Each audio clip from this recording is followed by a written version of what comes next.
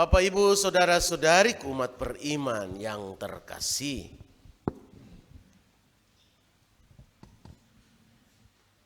Yesus putra Daud, kasihanilah aku. Orang buta itu yakin bahwa Yesus adalah turunan Daud. Dia percaya bahwa sebagai orang Israel sejati, Daud adalah tokoh istimewa.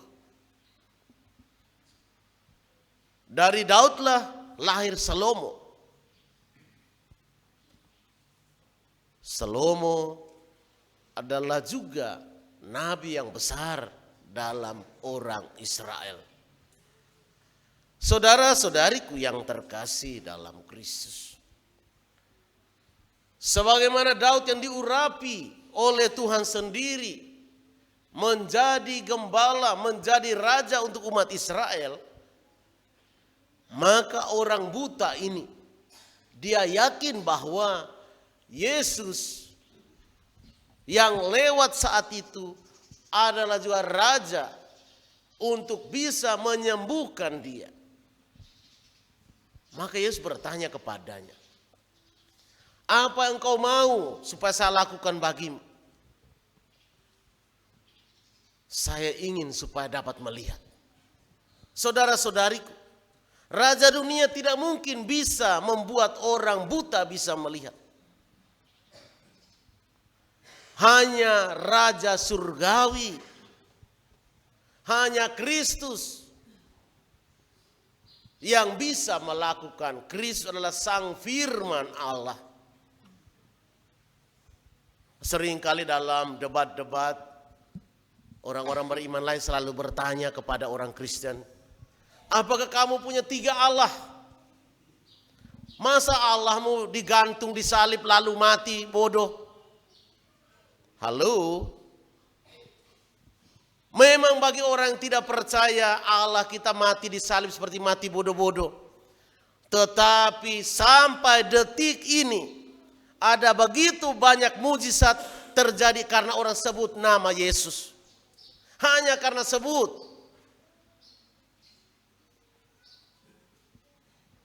Sementara tokoh lain, pimpinan agama lain, apakah pernah ada sosok yang dengan orang sebut namanya bisa menyembuhkan orang, bisa membuat banyak mujizat sampai detik ini? Tolong berikan kesaksiannya dengan data ya. Buka kesaksiannya, tunjukkan. Hari ini susah akan murtad kalau ada buktinya. Tapi sampai detik ini tidak ada satu sosok pun yang lebih hebat dari Tuhan Yesus.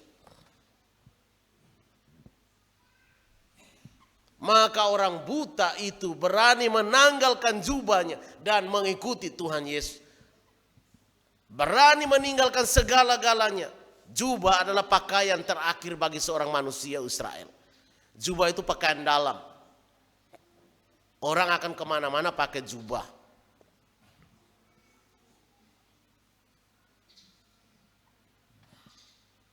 Di luar jubah itu ada macam begini. Ini namanya kasula. Jadi Bapak Ibu Saudara, artinya bahwa dia menanggalkan segala-galanya yang melekat pada dirinya lalu mengikuti Tuhan Yesus. Tentu karena dia percaya. Siapa yang bisa buat mujizat?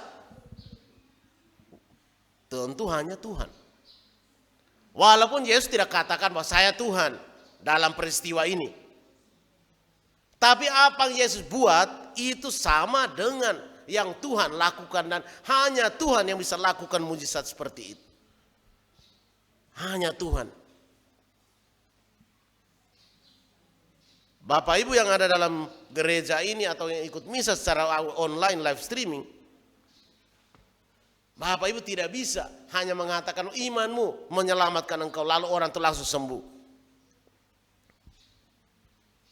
Tidak ada. Orang tidak bisa sebut namanya, Romo tolong sembuhkan saya, pergilah karena engkau sudah sebut nama saya engkau sembuh. Tidak ada. Romo Abel bukan Tuhan. Romo Abel manusia. Tapi dengan menyebut nama Tuhan Yesus, dalam diri Romo Abel ada kuasa, karena kuasanya Yesus bukan kuasanya Romo. Maka sebagaimana saya pernah memberi kesaksian bahwa ada satu orang bapak, keluarga itu sudah menangis semua. Badan bengkak, sudah kasih minyak suci. Setelah dikasih minyak suci, air keluar dari mata, telinga, hidung, mulut. Begitu air semua itu keluar mengalir, sembuh. Sampai hari ini. Apakah karena Romo Abel yang hebat? Bukan. Minyak suci itu sakramen yang memberikan adalah Tuhan Yesus. Yesus yang hebat, bukan Romo Abel. Dan orangnya masih ada sampai hari ini. Padahal sudah pasrah, keluarga sudah pasrah. Karena sudah diberi minyak suci dan kelihatan sudah dokter rumah sakit sudah tolak. Maka Bapak Ibu saudara-saudariku yang terkasih, Bartimeus pada kesempatan ini juga sama. Dia yakin percaya betul bahwa Yesus mampu melakukan sesuatu untuk hidupnya, untuk dirinya. Maka Yesus bertanya kepadanya, apa yang kau mau? Hebat sekali Yesus berani tanya seperti itu. Apa yang kau mau? Saya mau supaya saya dapat melihat. Dan dalam sekejap Yesus katakan, pergilah, imanmu telah menyelamatkan. Seketika itu orang itu bisa langsung melihat. Yang bisa melakukan seperti ini hanya Tuhan. Maka tentu dalam diri Yesus yang orang sering hina-hina bahwa dia manusia bodoh, gantung disalib mati secara tidak sopan, hanya pakai pakaian dalam.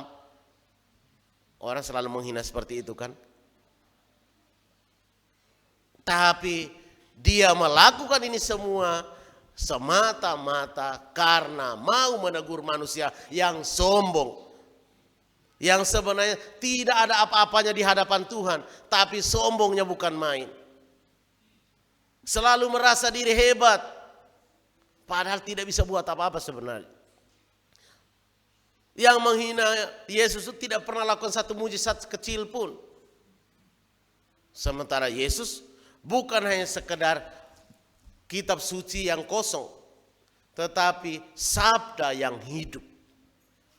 Maka ketika orang baca ini firman dalam buku ini, dengan yakin percaya firman ini masih berkuasa sampai detik ini. Maka Romo katakan apa? Kenapa walaupun kita saat ini musim mulai mempersiapkan lahan untuk tanam. Halo orang Donggo.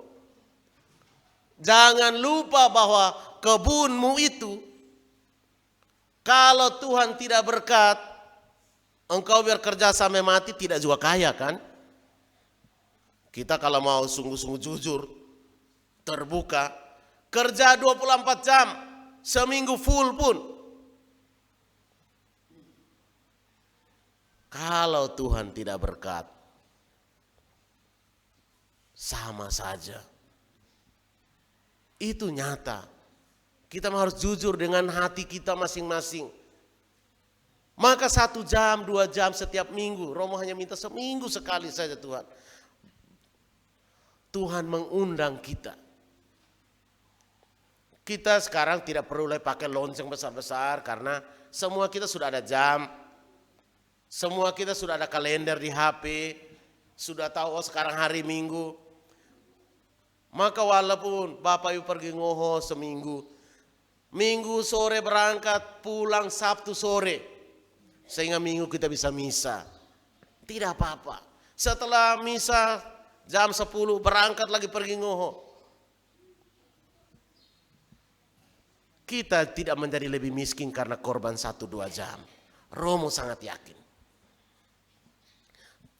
Bartimeus menanggalkan jubahnya dan mengikuti Yesus. Kita umat Donggo, dari orang tua kita sudah menjadi orang Katolik. Berani meninggalkan kebun kita untuk misa. Sebagaimana Bartimeus menanggalkan jubahnya hari ini. Tuhan tidak tutup mata Bapak Ibu. Yesus tidak tutup mata. Yesus tahu apa yang paling kita butuhkan. Yesus paham betul kalau kita mau datang kepadanya. Maka orang Katolik itu misa itu harus dari lagu pembuka sampai lagu penutup. Setiap kali kita misa ada 2 makanan yang kita terima. Makanan sabda, itu bacaan-bacaan tadi itu. Makanan sabda itu. Kenapa dibilang makanan sabda? Kita harus berusaha mengunyah, walaupun kadang sabda Tuhan itu pahit. Kadang menyakitkan hati. Misalnya Tuhan menegur kita yang berdosa misalnya. Kadang-kadang bacaan tentang perselingkuhan. Tuhan kritik Daud yang selingkuh. Itu juga bisa kena ke kita kan. Mungkin kita pernah selingkuh, bisa saja. Atau kadang-kadang dosa tentang pembunuhan. Kita mungkin pernah aborsi. Dari sabda Tuhan itu harus kita kunyah, kita makan. Lalu kita ambil hikmahnya, ambil sarinya. Itu maksudnya. Maka sabda Tuhan itu dibilang makanan sabda. Maka kalau kita orang Katolik datang misa harus minimal bacaan pertama, pemazmur, bacaan kedua, Injil harus kita dengarkan. Harus kita dengarkan. Tangkap, kunyah makanan sabda itu. Lalu telan walaupun pahit. Jadi sabda Tuhan itu tidak selalu enak. Kalau kita baca sungguh-sungguh firman hari ini, membuat kita rasa malu. Apakah kita sudah menanggalkan jubah kita, jubah kesombongan kita, jubah keegoisan kita, sehingga kita telanjang di hadapan Tuhan, jujur, terbuka apa adanya. Berani kita telanjang di hadapan Tuhan? Jujur, tidak sembunyi-sembunyi? Atau kadang-kadang kita merasa, Tuhan tidak tahu saya punya dosa. Benarkah Tuhan tidak tahu dosa kita? Tidak mungkin Tuhan tidak tahu dosa kita. Pasti Tuhan tahu. Tapi persoalannya adalah, maukah kita jujur menanggalkan jubah kesombongan kita seperti Bartimeus hari ini? Mau apa enggak? Itu makanan sabda. Lalu makanan kedua adalah makanan ekaristi. Makanan ekaristi adalah roti dan anggur yang disiapkan di altar ketika konsekrasi doa syukur agung. Maka kenapa doa syukur agung? Itu harus sungguh-sungguh konsentrasi. Maka kalau di Timor Leste, Timur dulu, pas doa syukur agung itu jalan ditutup. Atau kita di sini mungkin sama dengan sholat Jumat. Tapi kalau di Timor Leste hanya saat doa syukur agung saja. Dari kurang lebih 10 menit. Selama 10 menit kendaraan tidak boleh jalan depan gereja. Orang semua harus stop, ikut menghargai doa syukur agung. Bagi mereka sakral sekali. Jadi orang Timor Leste, Timur walaupun dia mungkin jarang pergi misa, tapi kalau ada penodaan hosti, itu mereka pasukan yang paling depan. Pasukan berani mati. Bapak ibu saudara-saudariku yang terkasih dalam Kristus Yesus Tuhan. Bagaimana dengan kita hari ini? Beranikah kita menanggalkan jubah kesombongan kita? Jubah keegoisan kita? Jubah pelit waktu dengan Tuhan? Hanya seminggu sekali, 1 sampai 2 jam. Maka tolong anggota keluarga cek baik-baik. Siapakah suami saya ada enggak misa hari ini? Istri saya ada tidak misa hari ini? Anak saya ada tidak misa hari ini? Lalu pertanyaannya, di manakah mereka? Kemanakah mereka? Sampaikan salam kangen full dari Romo Paroki. Selalu rindu ingin melihat wajahmu. Tuhan memberkati selalu.